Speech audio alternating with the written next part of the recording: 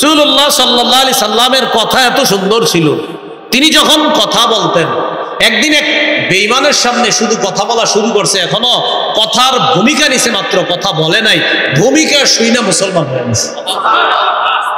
হাদিসটা বলবো নি, সবাই শোনেন মন দিয়ে। মুসলিম শরীফের 868 নম্বর হাদিস। আমাদের মাদ্রাসার পাঠ্যপুস্তক অনুসারে মোট হাদিস সংখ্যা হবে 3033টা। এই হাদিসের মধ্যে আসছে এক ব্যক্তি, তার নাম জিমাদ, দদ মিম আলিফ দাল, তার নাম জিমাদ। এই জিমাদ কি করতো? কানা ইস্তারকি মিন হাদিহি রিহ, বান বাতাস লাগলে ঝাড়ফুঁক দিত। বান বাতাস বুঝেননি? ওই আমরা বলি না অনেক সময় তোর গায়ে বাতাস লাগছে, হুজুরের কাছে যা, এটারে কয় বান বাতাস। তো জিমাদ নামে এক ব্যক্তি কারো গায়ে বান বাতাস লাগলে ফু দিত। তিনি মক্কায় আসছে। মক্কায় আসার পর তো মক্কার জনগণ তার আশেপাশে গেছে। যাওয়ার পর কয়, জিমাদ আপনি তো বান বাতাস লাগলে ফু দেন, আপনারে গুরুত্বপূর্ণ একটা ব্যক্তির ব্যাপারে বলবো, ওই ব্যক্তির সমস্যাটা বেশি মারাত্মক, তো তারে যদি আপনি দেখেন তারে একটু ফু দিবেন। ওয়াসামিআ মিন সুফাহাই আহলি মক্কা ইয়াকুলুনা ইন্না মুহাম্মাদান মাজনুন।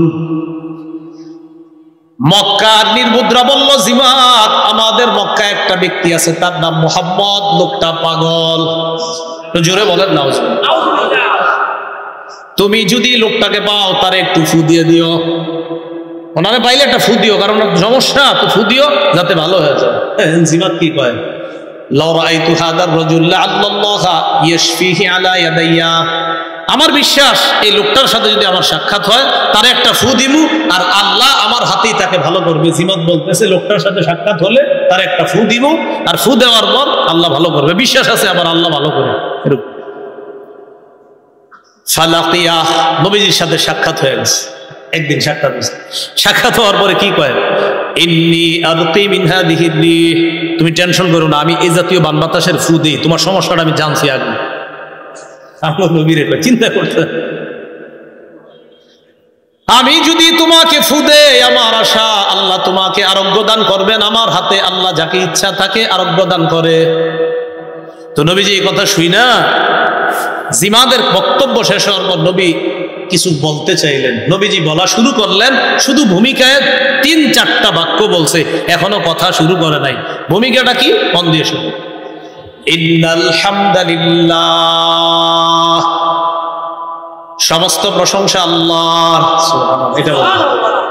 নাহমাদুহু ওয়া নাস্তাঈনু, বক্তারা শুরু করে কেমনে? হ্যাঁ, বক্তা সাহেবরা যেটা দিয়ে শুরু করে, খতিব ওয়াজরা, এটা আমার নবীর মুখ থেকে বানানো সুন্দর খুতবা। নবীজি বললেন নাহমাদুহু ওয়া নাস্তাঈনু, আমরা আল্লাহর প্রশংসা করি, আল্লাহর কাছে আমরা ক্ষমা প্রার্থনা করি। এই জায়গায় এতটুকু আছে। এরপরে ডাইরেক্ট মাইয়াহদিহিল্লাহু ফালা মুদিল্লা লাহ, আল্লাহ যাকে হেদায়েত দেয় তাকে কেউ পথভ্রষ্ট করতে পারে না। ওয়া মাইয়ুদলিলহু ফালা হাদিয়া লাহ, আল্লাহ যাকে পথভ্রষ্ট করে তাকে কেউ হেদায়েত দিতে পারে না। ওয়া আশহাদু আল্লা ইলাহা ইল্লাল্লাহু ওয়াহদাহু লা শারীকা লাহ, আমি সাক্ষ্য দিচ্ছি আল্লাহ ছাড়া কোনো ইলাহ নাই। ওয়া আশহাদু আন্না মুহাম্মাদান আবদুহু ওয়া রাসূলুহু, আমি সাক্ষ্য দিচ্ছি মুহাম্মদ সাল্লাল্লাহু আলাইহি সাল্লাম আল্লাহর বান্দা এবং শেষ রাসূল। জোরে বলেন শেষ রাসূল। বলেন, এখন থেকে সবাই এমনি বলবেন, বলবেন শেষ রাসূল। কি বলবেন? এটা স্লোগান আরো বাড়াইতে হবে। কি রাসূল? এটা দিয়ে ধোকা দেয় একদল আমাদের। তাদের অফিসের সামনে লেখা লা ইলাহা ইল্লাল্লাহু মুহাম্মাদুর রাসূলুল্লাহ। তো জিজ্ঞাসা করবেন, ভাই কালিমা যে লিখে রাখছেন অর্থ কি? তো বলবে আল্লাহ ছাড়া কোনো ইলাহ নাই, মুহাম্মদ সাল্লাল্লাহু আলাইহি সাল্লাম আল্লাহ রাসূল। আরে ঘটনা কি? তারা তো নবীরে নবীও মানে। আচ্ছা, আমাদের দেশে উলামায়ে কেরাম কাফের বলে কেন তাদেরকে? নবীরে নবীও মানে, আবার বলতেছে আল্লাহ ছাড়া কোনো ইলাহ নাই। এরপর জিজ্ঞাসা করবেন নবীরে নবী মানেন? বলবে হ্যাঁ। বলবেন শেষ নবী মানেননি? বলবে ব্যাখ্যাস। আমাদের নবীকে নবী মানে, শেষ নবী মানে না। তাই সূরা আহজাবের 40 নম্বর আয়াত অস্বীকার করার কারণে তারা কাফের। সূরা আহজাবের 40 নম্বর আয়াত, ওয়ালাকির রাসূলুল্লাহ ওয়া খাতামান নবিয়্যিন, মুহাম্মদ সাল্লাল্লাহু আলাইহি ওয়াসাল্লাম আল্লাহর রাসূল এবং শেষ নবী। এই খাতামান নবিয়্যিন আয়াতের ব্যাখ্যা ইমাম গাযালি বলেন, মুহাম্মদ সাল্লাল্লাহু আলাইহি ওয়াসাল্লামের পরে আর কোনো নবী নাই। এই আয়াতে ব্যাখ্যার কোনো সুযোগ নেই। এই আয়াতে কি নাই? ব্যাখ্যার কোনো। সহিহ বুখারীর বর্ণনা 3535 নম্বর হাদিসের বর্ণনা। রাসূলুল্লাহ সাল্লাল্লাহু আলাইহি সাল্লাম বলেন, এই জিমাদের কথাটা ভুলে যায় না, ওই যে ঝাড়ফুঁক করতে আসছে এ রাইখেন, ওখানে আসতেছি আবার আমরা। قال رسول الله صلى الله عليه وسلم إن مثلي ومثل الأنبياء من قبلي كمثل رجل بنى بيتا فأحسنه وأجمله إلا موضع لبنة في زاوية। রাসূলুল্লাহ সাল্লাল্লাহু আলাইহি সাল্লাম বলেন, আমার আর আমার পূর্ববর্তী নবীদের দৃষ্টান্ত হলো এমন এক ব্যক্তির মতো যে একটা ঘর বানিয়েছে, ঘরটা সুন্দর মতো সাজিয়েছে, ঘরের কোনায় একটা জায়গা আছে, এই জায়গায় ইট লাগায় নাই, ঘর সাজানো শেষ, একটা ইটের জায়গা ফাঁকা আছে, ঘর কি সমাপ্ত না অসমাপ্ত? فجعل الناس يطوفون به ويعجبون له ويقولون هل وضعت هذه اللبنة। সবাই ঘরটাকে দেখতে যায়, ঘরের চারপাশে ঘুরে সবাই আশ্চর্য হয়, এত সুন্দর একটা ঘর। কিন্তু এর চেয়ে বেশি আশ্চর্য হয়, ওলামা হযরতরা বলা দরকার নাই, আপনারাই বলেন কেন বেশি আশ্চর্য হয়? হ্যাঁ, ইটটা কেন লাগায়নি? যে এত সুন্দর একটা ঘর, ইটটা কেন লাগানো হলো না? তো সবাই বলা বলি করতে লাগে, আল্লাহ উদিআত হাযিহিল লাবিনা, আচ্ছা এই ইটটা কেন লাগানো হলো না? নবীজি বলেন, আনা তিলকাল লাবিনা, শোনো তোমরা, আমি হলাম সেই ইট, আমার মাধ্যমে এই ইটের জায়গা আল্লাহ পূর্ণ করে এই ঘরের সৌন্দর্যের সমাপ্ত আল্লাহ করবেন। আদম নবী থেকে ঈসা নবী পর্যন্ত নবুয়তের ঘর আল্লাহ সাজাইছেন, একটা জায়গা বাকি ছিল, আমি মুহাম্মদ সাল্লাল্লাহু আলাইহি সাল্লামের মাধ্যমে এই ঘরের জায়গাটা পূরণ করে আল্লাহ আমার মাধ্যমে নবুয়তের দরজাটা বন্ধ করে দিয়েছে। এখন বলেন ইটের জায়গা কি ফাঁকা আছে? তো এতজন নবী দাবি করছে, করে কই রাখবেন? 19 জন দাবি করছে এই পর্যন্ত, এর মধ্যে মহামান্য 2 জন মহিলা আছে। মহিলা মহামান্য 2 জন কি আছে? আশ্চর্যের বিপদ, মানে মহিলা বা আমি নবী, এটা কোনো কথা? রাসূলুল্লাহ সাল্লাল্লাহু আলাইহি সাল্লাম বললেন, তিরমিজি শরীফের 2272 নম্বর হাদিস, নবীজি সাল্লাল্লাহু আলাইহি সাল্লাম বলেন, আলা শোনো তোমরা, ইন্নান নুবুওয়াতা ওয়ার রিসালাতা কদিন কাতাআত, শোনো নবুয়ত আর রিসালাতের ধারাবাহিকতা শেষ। ফালা রাসূলা বাদি ওয়ালা নাবিয়্যা, আমার পরে আর কোনো রাসূল নাই, আমার পরে আর কোনো নবী নাই। তাহলে বলেন আমাদের নবী, উনি কি নবী না শেষ নবী? এখন থেকে বাচ্চাদেরকে এইভাবে অর্থ শিখাবো যে মুহাম্মদ সাল্লাল্লাহু আলাইহি সাল্লাম আল্লাহর বান্দা, শেষ নবী। কারণ আমগো নবীরে নবী মানে, অসংখ্য অগণিত ভণ্ড নবুয়ত দাবিদাররাও আমগো নবীরে নবী মানে, কিন্তু শেষ নবী মানে। কোথায় আছি বলেন? ওই যে জিমাত জারফুক করতে আসছে, তো বলতেছে নবীজি সাল্লাল্লাহু আলাইহি সাল্লাম, ওয়া আশহাদু আন্না মুহাম্মাদান আবদুহু ওয়া রাসূলুহু, মুহাম্মদ সাল্লাল্লাহু আলাইহি সাল্লাম আল্লাহর বান্দা এবং শেষ নবী, শেষ রাসূল, এই সাক্ষ্য দিচ্ছে। আম্মা বা'দু, নবীজি বললেন আম্মা বা'দু, মানে আমি এখন আমার বক্তব্য শুরু করব। তাহলে নবী এখনো বক্তব্য শুরু করে নাই, শুধু খুতবা দিয়েছে। নবীজির আরবি ভাষাগত এত সুন্দরভাবে ভাষাগত জ্ঞান আল্লাহ তাকে দান করেছিলেন। নবীজির আরবি ভাষার শৈলী, নিপুণ সৌন্দর্যতা, আরবি ভাষার ব্যাকরণগত অবস্থা দেখে জিমাত বলতেছে, একটু থামো, আইদ আলাইকা কালিমাতিকা হাউলা, তুমি যা বললা এতক্ষণ এগুলো আবার একটু বলো তো। কথা শুনে না, খালি এগুলোই বলো। ফাআদাহুন্না আলাইহি সালাসা মাররাত, নবী আবার 3 বার শোনাইছে। কয়বার? 3 বার। জিমাত কি বলে দেখেন, লাকাদ বালাগনা নাউসাল বাহরি, নাউস মানে গভীর, বাহরুন মানে সমুদ্র। নবী বলতেছে তোমার এই কথাগুলা সমুদ্রের গভীরে গিয়ে পৌঁছে গেছে, এত অর্থবহ কথা আমি তো আমার জীবনে সামিআতু কাউলাল কাহানা ওয়া সামিআতু কাউলাস সাহারা ওয়া সামিআতু কাউলাশ শুআরা ওয়াল্লাহি মা সামিআতু মিসলা কালিমাতিকা হাউলা। জিমাত বলতেছে আমি জাদুঘরের কথা শুনছি, আমি গণকের কথা শুনছি, আমি কবিদের কথা শুনছি, আল্লাহর কসম তোমার মতো এত সুন্দর কথা আমার জীবনে আমি কখনো শুনিনি। হাতিয়াদাকা উবাইকা আলাল ইসলাম, হাতটা বাড়ায় দাও, এই মুহূর্তে ইসলামের উপর বায়াত হয়ে মুসলমান হয়ে গেছে। নবীজির কথা শুনেই মানুষ মুসলমান হয়ে। তো আমাদের কথাগুলা যেন এমন না হয় যে আমরা কাউকে অবজ্ঞা করছি, বিষয়টা যেন এমন না হয়। লোকমান হাকিম তার সন্তানকে বলতেছে, মনে আছে, ওয়ালা তুসাইর খাদ্দাকা লিন্নাস, তুমি মানুষকে অহংকার বশত অবজ্ঞা করবা না। ওয়ালা তামশি ফিল আরদি মারহা, তুমি রাস্তায় দম্ভ ভরে চলবা না, অহংকার প্রদর্শন করে চলবা না। তিরমিজি শরীফের 2492 নম্বর হাদিসের বর্ণনা, ক্বালা রাসূলুল্লাহ সাল্লাল্লাহু আলাইহি ওয়াসাল্লাম ইউহশারুল মুতাকাব্বিরুনা ইয়াওমাল কিয়ামাতি আমসালা যুবরি ফি সুওয়ারির রিজাল ইয়াগশাহুমুজ জিল্লু মিন কুল্লি মাকান। রাসূলুল্লাহ সাল্লাল্লাহু আলাইহি সাল্লাম বলেন, কিয়ামতের ময়দানে অহংকারীদেরকে মানুষের আকৃতিতে পিঁপড়ার মতো উপস্থিত করা হবে।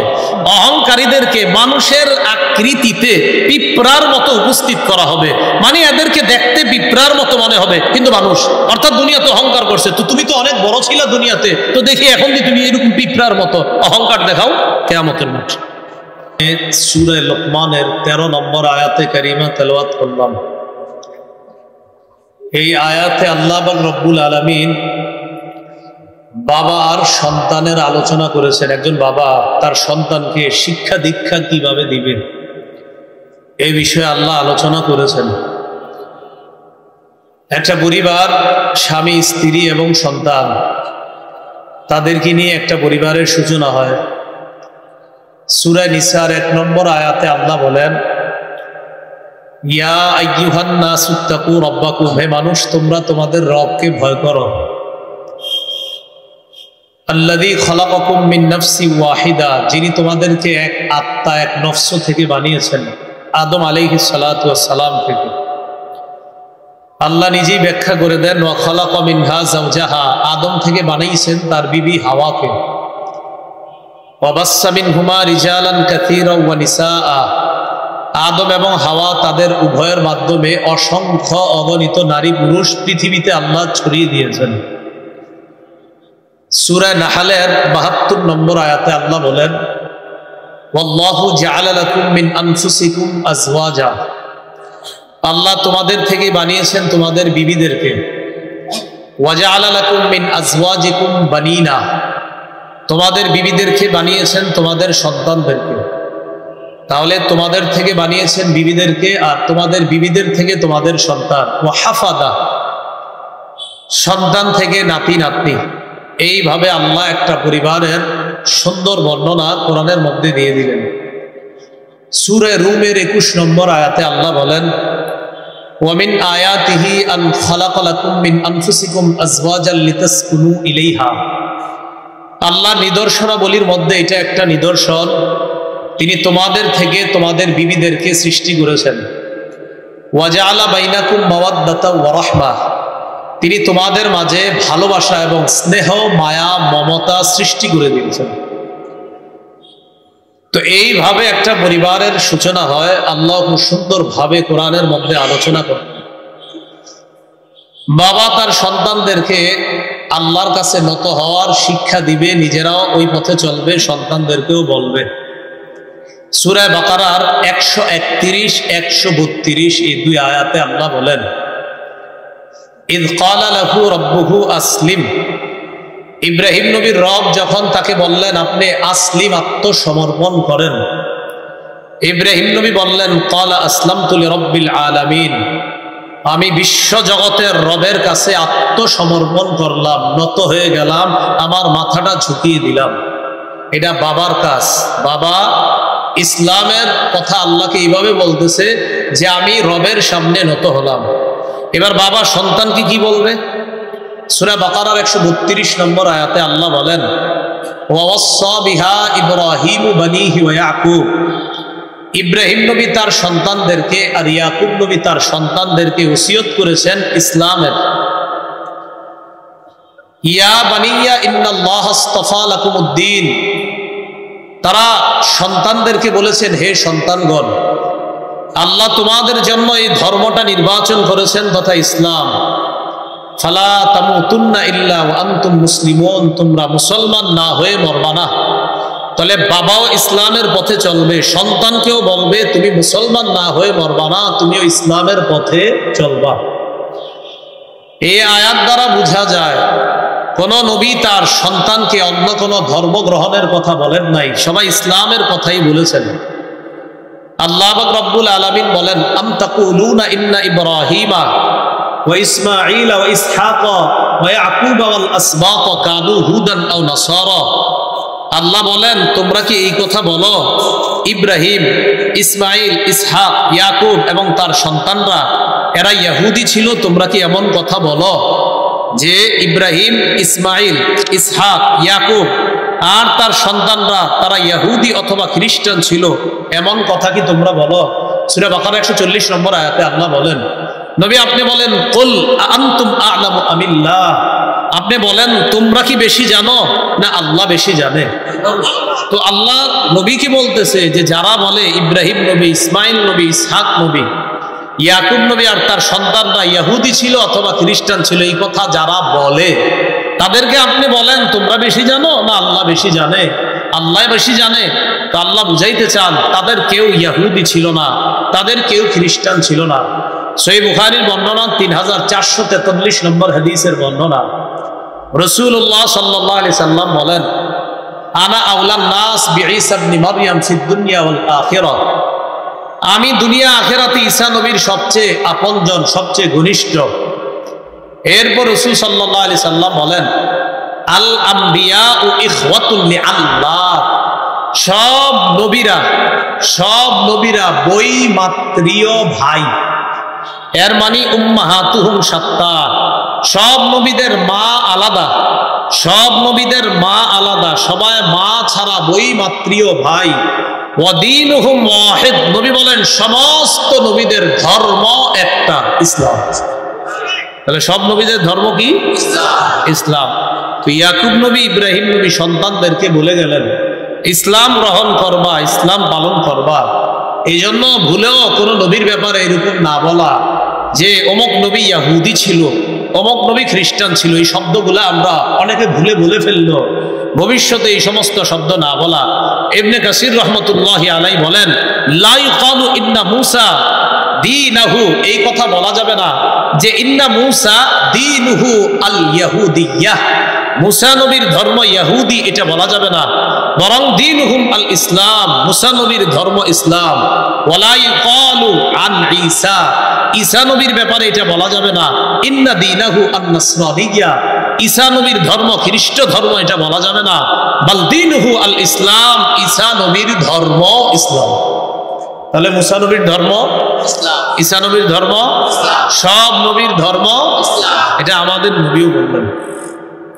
তাহলে বাপ তার সন্তানকে ইসলাম পালনের কথা বলবে যে তুমি ইসলাম পালন করবা।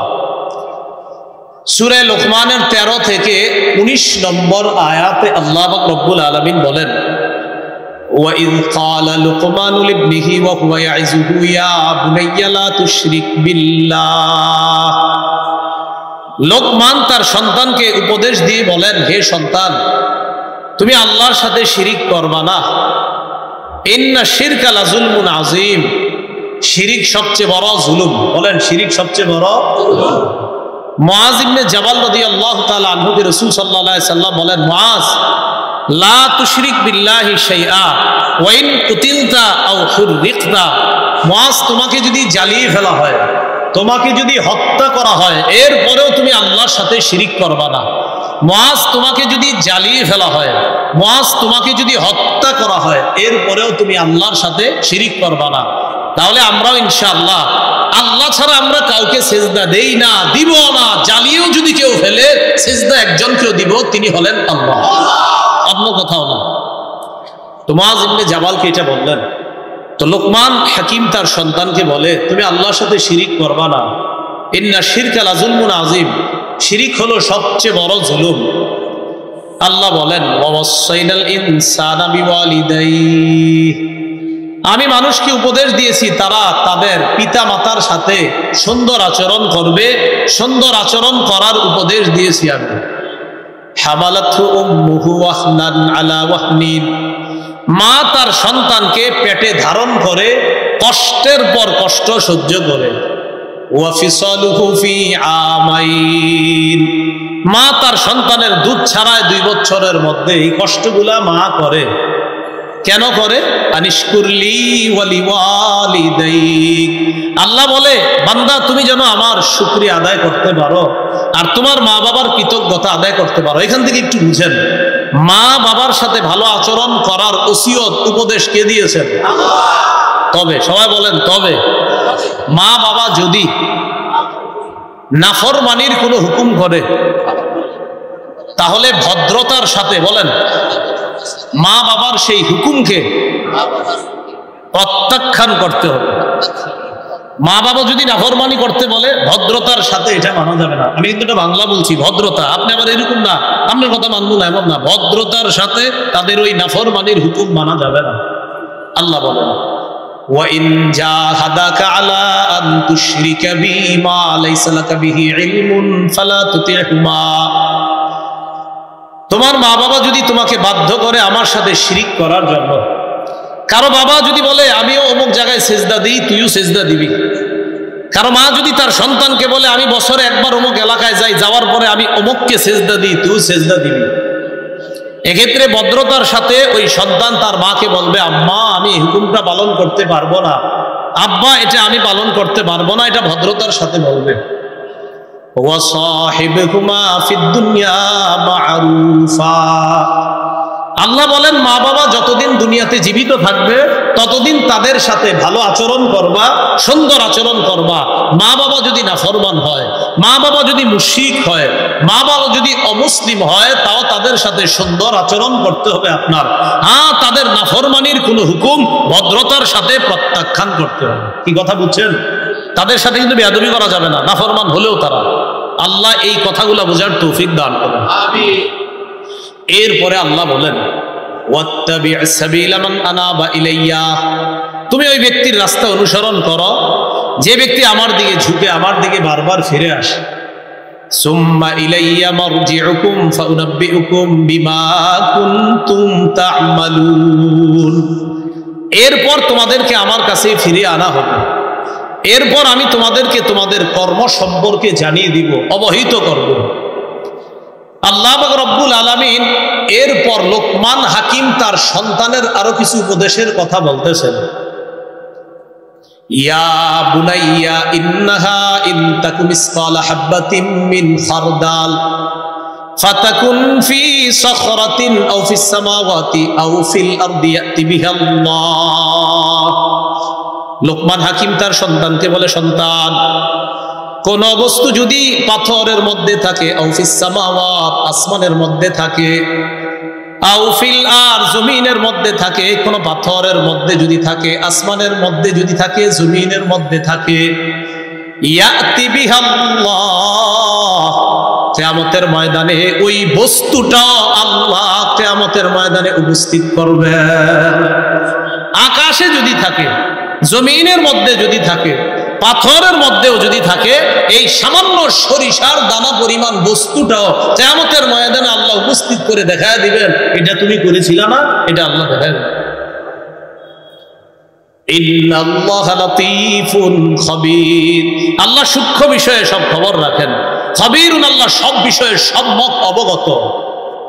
এরপরে আল্লাহ বলেন, লোকমান হাকিম তার সন্তানকে বলছে, ইয়া বুনাইয়া আকিমিস সালাহ। সন্তান তুমি নামাজ কায়েম করো। ওয়া'মুর বিল মা'রুফ, নেক কাজের আদেশ করো। ওয়ানহা আনিল মুনকার, অসৎ কাজ থেকে নিষেধ করো। ওয়াসবির আলা মা আসাবাক, তোমার উপর যদি কোনো বিপদ আসে এই বিপদে তুমি ধৈর্য ধারণ করো। এই বিপদে তুমি কি করো? ধৈর্য ধারণ করো। এই উপদেশগুলা দিলেন। এর পরের উপদেশগুলা খুব গুরুত্বপূর্ণ উপদেশ। কি বলে দেখেন, ওয়ালা তুসাইর খাদ্দাকা লিন্নাস, তুমি অবজ্ঞা ভরে, তুমি অহংকার বশত কাউকে অবজ্ঞা করবা না। আমার সাথে একজন বসেন, একজন বসেন, ধর্মী আপনি কি অহংকার বশত অবজ্ঞা না করা। ধর্মী আপনি কি, আপনি চিনেন, অহংকার বশত অবজ্ঞা না করা। ওয়ালা তুসাইর খাদ্দাকা লিন্নাস, অহংকার বশত কাউকে তুমি অবজ্ঞা করবা না। বর্তমানে আমাদের অবস্থা তো এমন, আমাদের কথা শুনলে ইসলাম গ্রহণ করা দূরের কথা, উল্টা মানুষ চিন্তিত হয়ে যায় যে এর কথা এরকম কেন।